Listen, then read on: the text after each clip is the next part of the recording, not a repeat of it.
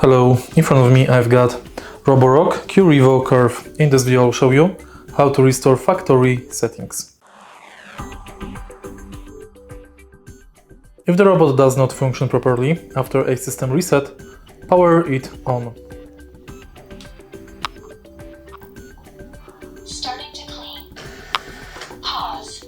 Charging. Now press and hold home button and at the same time press reset button until you hear resetting factory settings. Here we've got the home button and here is the reset button. This will take about 5 minutes. Voice message will tell you that factory reset is complete.